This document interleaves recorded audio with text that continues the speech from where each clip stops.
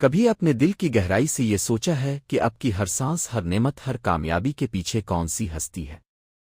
وہ کون ہے جو اندھیروں میں بھی روشنی دیتا ہے، مایوسی میں بھی امید جگاتا ہے؟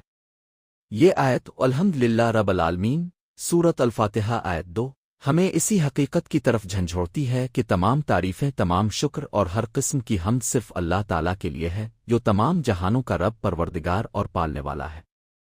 رب کا مطلب صرف پیدا کرنے والا نہیں، بلکہ وہ ہستی ہے جو قدم قدم پر ہماری تربیت کرتی ہے، ہمیں سنوارتی ہے، ہماری ضروریات پوری کرتی ہے اور ہمیں ہر حال میں سنبھالتی ہے، چاہے ہم اس کا شعور رکھیں یا نہ رکھیں۔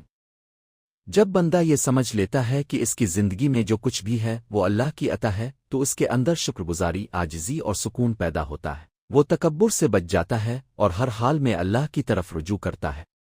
یہ آیت ہمیں سکھاتی ہے کہ شکایتوں کے بجائے شکر کو اپنا شعار بنائیں، کیونکہ جو دل شکر گزار ہوتا ہے وہ کبھی خالی نہیں رہتا، بلکہ اللہ اس میں مزید نعمتیں بھر دیتا ہے۔ عملی زندگی میں اس کا مطلب یہ ہے کہ ہم ہر کامیابی پر الحمد للہ کہیں، ہر مشکل میں اللہ پر بھروسہ رکھیں اور ہر حال میں یہ یقین رکھیں کہ ہمارا رب ہمیں اکیلا نہیں چھوڑے گا۔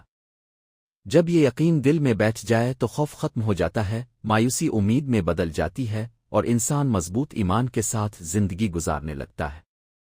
آئیے آج عہد کریں کہ ہم ہر دن کا آغاز اور اختتام الحمد للہ رب العالمین کے شعور کے ساتھ کریں گے اور اپنی زندگی کو شکر، صبر اور توکل سے بھر دیں گے۔